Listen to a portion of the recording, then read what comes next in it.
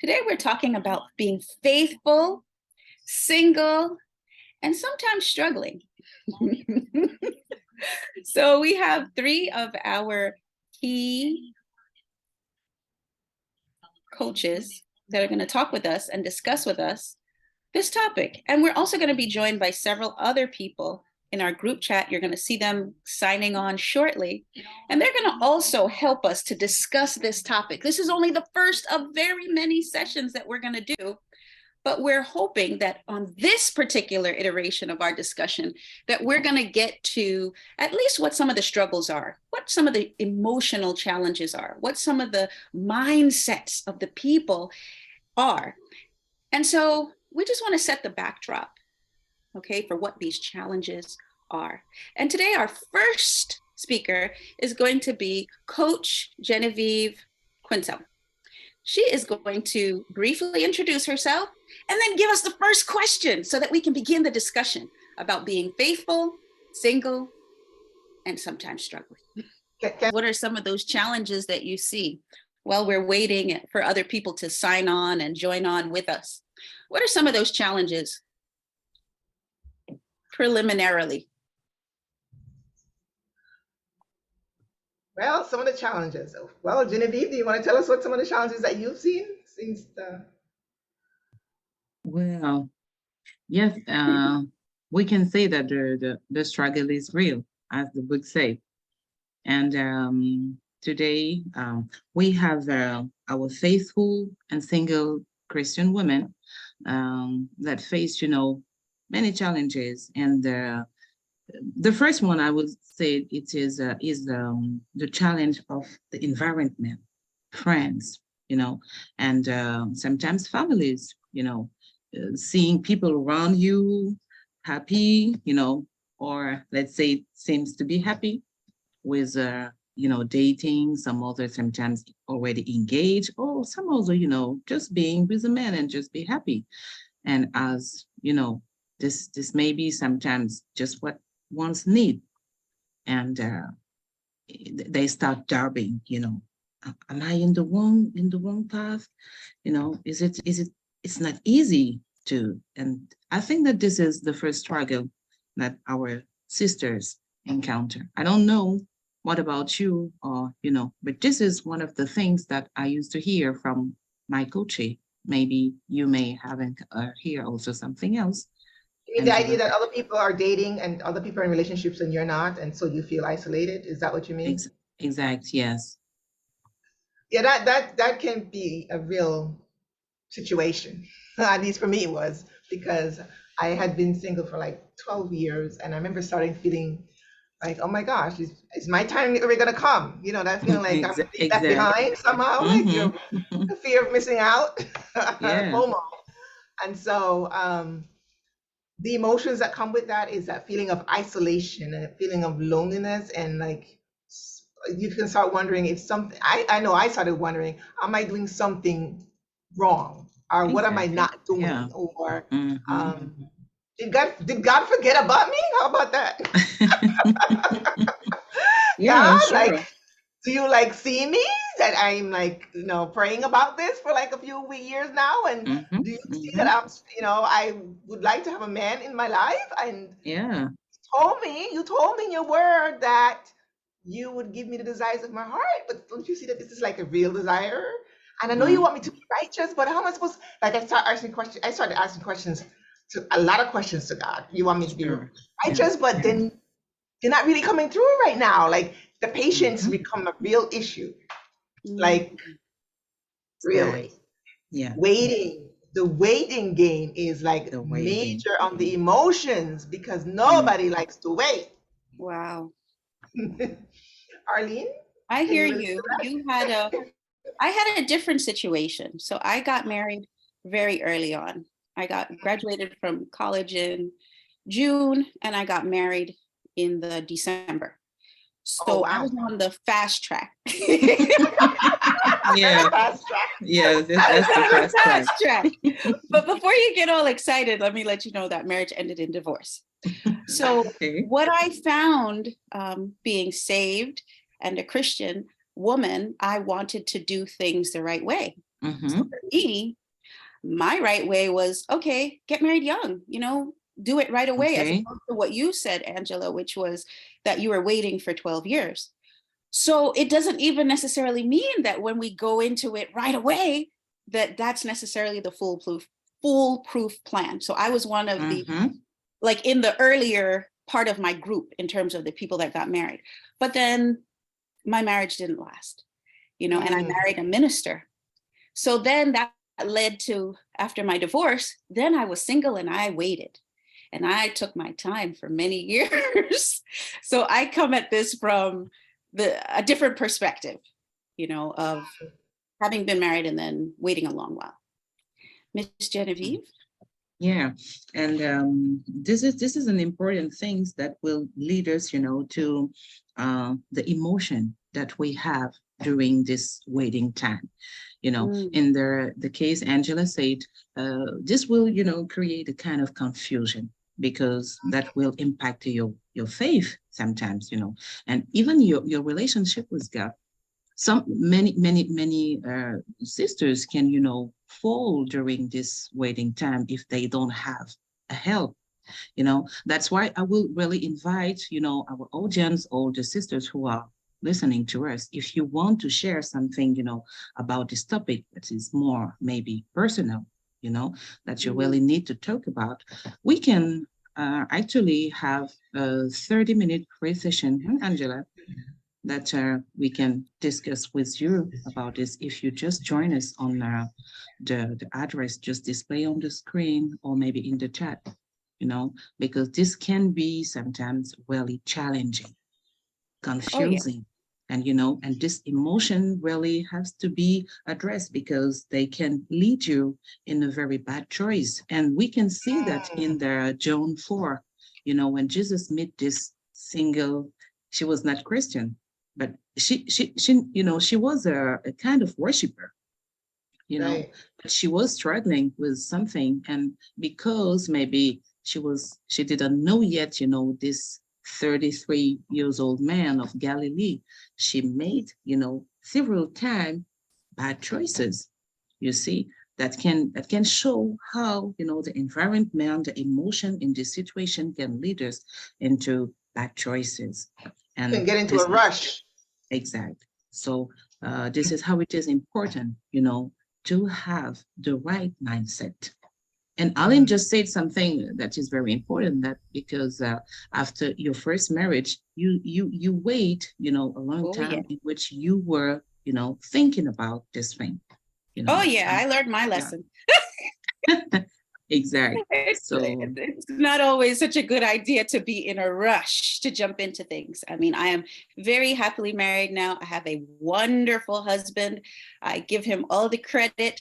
But after that initial one, it made it very hard for me to jump in. So when we talk about this topic of, being single and struggling, my struggle at that time was to actually get out of a marriage. And I know that there are very many people who are single now because of, a previous challenge. And so, we're holding on to stuff from the past that's causing us to be single. So I just want to say, it doesn't make sense to be in a rush, but it also doesn't make sense to wait and not jump in if there is an open door that looks like, the Lord is leading you in that direction.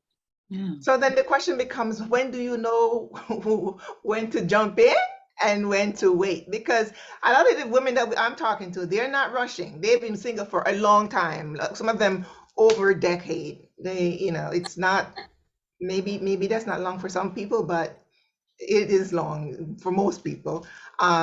So they're not rushing. Their issue is that I mentor a couple of women who are really having a hard time. One of them just decided to leave the church because she was just like, I want to go be with my boyfriend, And so I empathize with her because I know the feelings and the emotions that go along with that. That brings you to this place where you feel like, well, God is not coming through, and I got to do I got to do something. That something is, I'm going to not come to church anymore. I'm going to try to find another church that's more accommodating or easier. And so then it becomes, like I said, the emotions are overwhelming. And when do you know? How do you know? How do we balanced with waiting with, well, my eggs are drying up. Mm-hmm. Well, I I want to think have a even baby. that Let's get thought real now. process of my eggs are drying up is probably not the way you should be thinking. Because remember, whatever we focus on is what grows. So if we're thinking, oh, my eggs are drying up, then guess what? Your eggs are drying up. Girl, your eggs are drying up. So Well, perhaps eggs. we need to do like what Genevieve has been discussing with us, do some self emotional searching and be introspective and use the time to look at who we are and where we are and paint Well, that I'm picture just of I'm what just we playing can devil's advocate for, just to give voice to the women that would have liked to share, but aren't able to share right now. And since I've actually been through, see, I didn't go through what you went through. You went to college, you graduated in June and married in December. For me, it was a whole different story. And I think Genevieve, I don't think she had that struggle either. When did you, I mean, how was your struggle, Genevieve? Did you have a or struggle? was it a struggle? I think that's where we need to She start. probably didn't even have Because a I don't struggle. Where? get the impression Genevieve was struggling. Why? I Why think don't you have Genevieve is like, no? well, what's the struggle? Yeah, I know, right? Yeah, I yes. had a man already for I me think if you already. ask a lot of married women, they say, single, what was the struggle? Well, no, I know that the struggle because I've been single, twice because like you, after my first marriage, when my first husband passed, I've been single through and sure at this time, I was living the struggling, of being Christian and being single and afraid, of doing the bad choice and doing things that could, destroy my relationship with God and all this stuff, and maybe, living a kind of a withdrawal on purpose, which was not maybe uh, also the better things, but what I wanted to focus on right now is the impact of these emotions. What do they produce in these women? And maybe some of them are living, some situation, but they don't know that in fact their behavior are impacted by the fact that they are single. Mm, And as we are, we want to move, we want to give them some insight about how this emotion impact their mindset, their behavior, and in the further show how do they, they can move forward. What I Um, hear you saying, Genevieve, is that some of the reason why women are single is because of their own fault. no, it's not their own fault, but maybe it is they don't know that they can change, you know, this bad emotion because that's when Alan say that sometimes I wonder what is the struggle? Is it real? Because when I read this passage in the in John 4, I can say that each part of our life has their own struggle. And if it is the main struggle is the loneliness, you can be with a man and be alone. Very lonely, even while you're going to church with him and he's sitting beside you. Exactly, exactly. So I know from experience. yes, what are you struggling with? And That was the biggest yeah, loneliness because you're like, wow, you have this person, they're here. exactly. Nobody's going to really understand you when you Yeah, share with them. And I yeah, was in the church. So the exactly, church people didn't really, they saw just wonderful person. They saw preacher man. exactly. Mm-hmm. Who was I going to tell and who was I That, going to share it with? But yeah. you That said, is very lonely. yeah, it was a very unique, I had nobody to talk to about it, but you said something that made me think. So I shared that I got graduated in June and I got married in December. But also something that you triggered was when I was walking that journey and I graduated, I had a cousin say to me, okay, you have your degree now. The next thing you're supposed to do is get married. So The literally, expectation, what did you say? expectation from other people. Yes. Exactly. Yes. So in my mind now, I was like, okay, that's the next focus. And I Mhm. literally was like, okay, in that second, just because she said it, I was like, okay, well, the next thing I'm going to do is get married. And I did. I found the person and we got married. I mean, I think I already knew him, but at that point, I realized that that was my focus. So when I say what we focus on grows, like you said, Angela, well, the person is focused on struggling, you know, Mhm. maybe that's why we're struggling. And I was focused on getting married. Maybe that's why, you know, I found somebody to marry. What are we telling ourselves? Where are we? Oh, so Exactly. that mindset piece is a big part of it. Yes, for sure. But I'm going to be realistic too. While the mindset piece is a part of it, I don't want to in any way make it become that we're dismissing the fact that the struggle is real. Yeah. That Hmm. because I've seen the tears of and the tug of war between among women that have been waiting for a long, long time. And um, from my perspective, it really is important to work on. It was important for me to work on myself during those times to prepare myself to be the person, the right person, as opposed to looking for the right person. Um, and so, this idea of focusing on self development and nurturing the self and having a relationship with self that's healthy, it's still an ongoing journey for me. And it's very critical in this process of being being faithful, single, and struggling. You need to understand that the work that needs to be done on self is really a game changer. Exactly. Mm, Exactly. glad And you I, said that mm. because And I I think think that's that ideal. Jesus understood this, when he met this woman at the wheel, because he knew that this woman was looking for happiness, but she was looking for it in with the wrong, let's say, means, or in the wrong way. Mm, When he asked her to this woman, "Where is your husband?" It was just like to tell her that you maybe thought that you will be happy when a man will be in your life, but now you come to take water at the hour where nobody can see you because you feel judged. You're not satisfied. And it is to say that when we Angela is right, the struggle is real, and we all have been single at the time, and being Christian, is a struggle by itself in this world, and being single also. But what we have to maybe to understand is that we want, if we feel it like a struggle, it is because something is lacking in our happiness, mm, and what what can you make happen? You know, it is just like, the story of I will be happy if I graduate, and then I graduate, and then I found out I was not happy. And then I said, I will be happy if I get married. And then you get married and you say that you're not happy. And you say, I will be happy if I have a child, and on and on. Because happiness is not something that we have to look outside of ourselves, because mm. as Christian, the source of happiness have been entirely poured out into us, when we receive the Holy Spirit.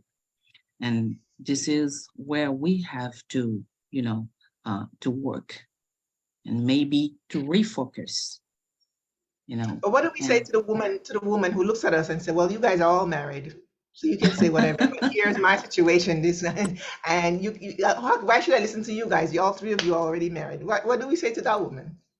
Yeah, but I yeah, shared my situation that I wasn't always married. And I exactly. can see that, you know, I rushed into a marriage. Mhm. And Yeah, after having been single, and I shared that um, it was very challenging for me, very challenging to yeah. get out of. Yes, You it's know, a and great anybody who example. wants to hear my divorce story, feel free. I won't go into it now, but I have shared with the ladies who are on this call a little bit about it. And if you'd like to hear some more, I'll be more than happy to share it. But I'll just say that it's very easy to get into, and it's Mm, very challenging to get out of. You just need to go Yeah. down to the courthouse and fill out a form. I mean, Hmm. almost no questions asked. Where do you live? What's your, you know, your address and how Hmm. old you are? But really, there's no requirement. So in the church, we say you should do counseling, but there is no requirement. But to get out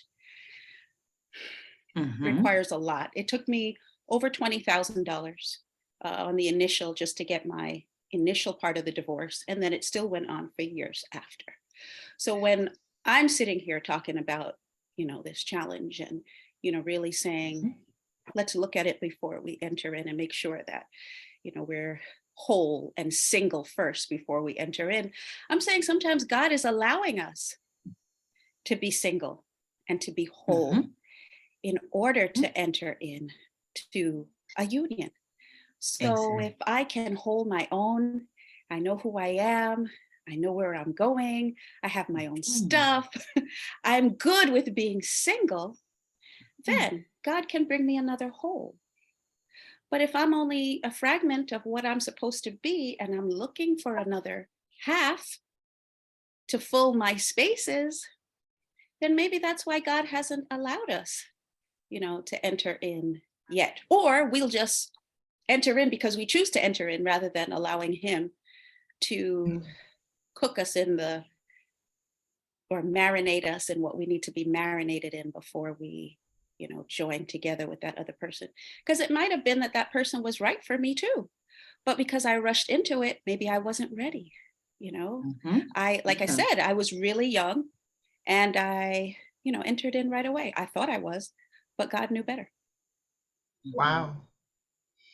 We have two attendees. Does anyone of our visitors have anything that they would like, question they would like to ask in reference to this? If you do, please put it in the chat and we'll address your questions. Thank you for sharing that, Arlene. That was very vulnerable. And very sobering to consider that we can think we're ready, but not really, we're not. A whole plus a whole equals a whole in God's kingdom. In the world, it's a half and a half. Not so in God's kingdom. We have to be whole. And that's why so many of us have challenges once we connect, because we're not whole. And the other person we're connecting with is not whole. So the two of us are looking for him to fill me, and he's looking for me to fill him. And so perpetually, we're going to be half with gaps. It So seems somebody has a singleness is question. important. Somebody has raised their hand. I'm not sure who that is. Read the question if you can see it, Angela. I can't see the question. I just see a raised hand. Carry on. Please write a question in the chat because we can't see the question. We just Hi, see your hand Shanella. raised. We can see you. Hi. Hi, Shanella. Yeah. She's the only one we can see. Yeah, I think when we begin to look at it from, God's perspective, as you were saying, Genevieve, as opposed to the world's perspective, sometimes we can begin to think differently. And, whatever we desire, God says that he'll grant us the desires of our heart, but he's not going to give us something that's going to be detrimental to us. He wants to give us things that are going to make us whole and better and happier. And in my situation, $28,000 later, and a whole lot of heartache and a whole lot of struggle that could have been avoided. And like I said, maybe we would have been good people had we, good for each other, had we taken time. Yes, this leads us to the question of, what are our real motivation? What are our expectations? Why do you want to be with someone? Why do you want to meet someone? And this is the moment to really share and discuss about what kind of mindset you should have before like you said, even thinking about being in a relationship, because if your goal is to be happy, if your goal is to to no longer feel these feelings of loneliness, this negative emotion about yourself and all this stuff, what is your motivation? So maybe we can I think sometimes too, being naive and not knowing what a relationship really is about. I think that was my issue, like not really knowing the landscape of what it takes to be in a relationship or what a relationship really is about, or the commitment, the emotional, not just the emotional commitment that it takes, the mental Mhm. commitment, Yeah. and sometimes the financial commitment. I mean, there's so many different commitments that is required to Mhm. be in a marriage that it, I'm learning still that unless I really know myself, I can't really be happy in a marriage. Um I can't give my whole self because I don't really know me that well. And so this Have to be constant need to single. be working on me and getting input so that I can see myself clearly is so critical. And that's where the self-development comes into play, to be willing to work on the relationship with myself. And that takes so Mhm. much humility too, because when somebody says to me, you're not ready, somebody told me recently, you're not ready, Maybe. because I was having a conflict and they said, you're not ready. And I'm like, I'm thinking to myself, what do you mean I'm not ready? But again, it's being willing to be humble to be able to take the input that when somebody says, this is what it really means to love someone, or this is what it means to give of yourself, or this is what it means to make the other person feel loved, not just giving them love from your perspective and what you think. Exactly. Child, the conversation is very deep, and that's why one session is not going to be enough to address it, but we can certainly um, at least approach the iceberg, the top of the iceberg tonight. Thank you, Roger, for joining, and Berth, Patricia, Chanela, thank you for joining. If you guys have any questions or that you want us to address during this Type time, them in the do chat. put it in the chat. But we are still talking about how the faithful single Christian woman is struggling and how to navigate those waters. Well, let's not leave the Christian man out in the sense they struggle also. I've been in a marriage for over 49 years. Woo! So it's a struggle out here.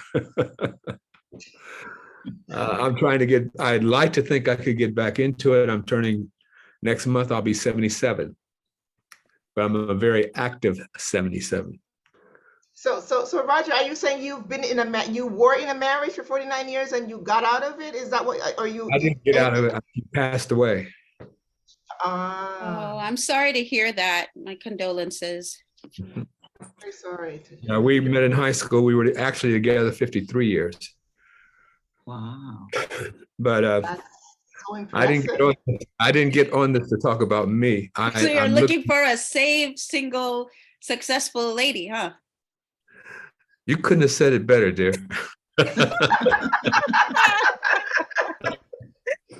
That is Roger, gotcha. absolutely, and that's my nephew. If you're looking at a picture there, that's my younger nephew with me. I'm in the background. Oh, we can't see your picture, but please come on camera so we can We meet can see you. the picture. Can? I Can can't you see see the anything. picture, Genevieve? No, I don't see the picture yet. I see a You don't see picture the with a picture? whole man. I mean, Right here. a man in. You see this? You see where I'm moving the cursor? No, there's no picture here.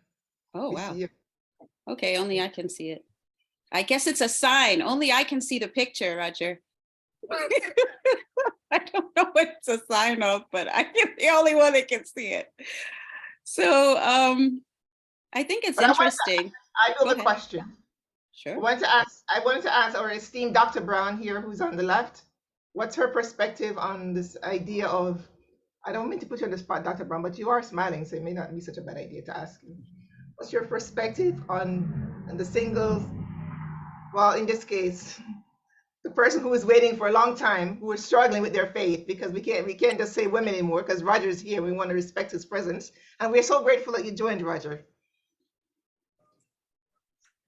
Well, I think the beginning of it is having a relationship with God. first.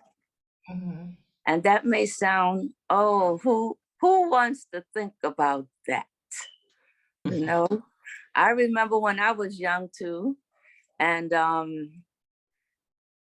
before I married my husband, I can tell you I wasn't thinking about all that stuff. I was thinking about one thing and having sex. That was it. Okay. and I and I Well, thank think you for your Okay. transparency. and I think that a lot of women are in that place. And the longer you wait, the more firm you get in that place. But the reality is that, well, marriage is more than having sex, okay? Way more. It's about taking time. And in this microwave generation that we have, that's like a curse word. You know, you meet somebody, you know, there's stages of levels of connecting with people. I know nobody knows about this stuff, okay? Unless maybe you're forced to go into some kind of a prenuptial counseling or something. But the first step is attraction. And from attraction these days, people want to go right to intimacy. If not the same day. It's rough like that. I'm a therapist and I see the I see the effects of when people don't take the time. And what time? You know, the time is you have to make, after you're attracted to somebody, you make time to connect with them. You know, go out somewhere, do something, find out who they are, get acquainted. And these things don't happen in a month or 2 months. This takes time. Now, I've been accused of being an old-fashioned woman, and that's okay, because I think that is what the real fashion is. As I look around, people are, the divorce rate in the church is not much different from the divorce rate in the world. Yeah. That means that we are doing something wrong. And the thing that we're doing wrong is we're not taking time to figure out, who is this person that I'm attracted to? What kind of personality do they have? What things do we share? Sex wears off pretty quickly. You know, when you look at the whole life commitment, if you're into that, you know, sex is, and then there's the question of power struggle, okay? Who's gonna wear the pants? Today, that's quite challenging, okay? Okay. And I think before we get into the ramifications of people being in a marriage, we've got like 4 minutes left for our session. And I want to make sure that we give those of you who are on the call an opportunity to ask any questions that you may want to ask before I turn it over to our esteemed coach, Angela Gibson, to close us out. So if anyone has any questions that they'd like to ask our panelists, this is an opportunity to do so before we close out. It's not a question. It's the doctor hit it straight, nail straight on the head. It's a power struggle based on who's taking the lead in the marriages of today. And that's a problem I've been dealing with for 5 years, almost 5 years now. Because the power woman of today, and I commend a positive woman, but you've been in charge for so long that it's hard to give up anything based on a man coming in your life. I'm a businessman that sold my business just a year and a half ago, but I did that to have more time with whoever I'm going to be with. But being the lead person is the question right now. And most want to lead. I'm not saying I want to follow anybody. I'm just saying it's a give and take thing. No one wants to give or in based on who's going to be the lead. Ladies are ready to drive and they don't want to give up the wheel. You're finding that women want to drive and they don't want to give up the steering wheel. Is that what you're saying? Correct. And so that leaves you feeling what? What emotion does that leave you feeling? It leads to the question, and I'm getting ready to give a young lady soon. What role do I play if you're going to drive all the time? Think of well, So that's someone. the question you ask, but it doesn't tell me what you feel. So we're trying to focus in on the emotions that are coming in that are associated with being single. I know what it's like to be a husband in a marriage, and I feel like I'm giving up something if I'm not. If I can't identify with a role, then where does that leave me? So what's the feeling that you would give it? What feeling is that? What I feel is that whatever decision is made in the marriage itself, she's going to make the lead decision. That wasn't in my past marriage. I'm not trying to duplicate what I was in because it's a new day. But what I'm saying is still a unity here, and we're growing to be one. So if I were coaching you, Mr. Courtney, and we're just in the first session of our discussion, because we're going to have other discussions. This is just the wetting of the taste buds. But if we were, I would say to you that there is a partner for you that is interested in partnering with you in just the way that you are seeking that partnership. And just because it has not been found yet, she or he, for anybody else listening, is out there, okay? Because God says that it's not good for man to be alone. So that person is there if that's something that you're seeking and that's something that you're desiring, and that you can find what it is that you are asking the Father for and seeking for, whatsoever that is. So with the last minute, I'm going to ask Lady Angela Gibson to close us out and give all of our contact information so that you can truly contact us for some coaching, and we can delve deeper into exactly what you said there. And all of you who also have other ideas that you'd like to share that you didn't have an opportunity to share yet this evening. Miss Angela Gibson, Coach Angela. Yes, thank you for joining. If you want to reach out to us further, you can contact us at evespeaks.com. And from there, we'll be able to allow you to take advantage of the 30-minute freebie, or should I say free counseling session, just to kind of figure out where you are and make the recommendations in terms of coaching. And I really hope that you do take advantage of that. Once again, the address is contact us at evespeaks.com. We're trying to help women and men, as you can see, to kind of explore where they are personally before thinking about or worrying so much about being in a relationship, right? Because I think that's the main thing, to develop a relationship with self and continue to grow before we get anxious about being in relationships. That is the core of our coaching, to heal, aspire, and grow. So thank you again for joining tonight. Very grateful to have you. You can continue to send in your questions, and certainly take advantage of the 30-minute free coaching session. Have a good night. Have a good night. Bye-bye. Thank you. All right. Bye-bye.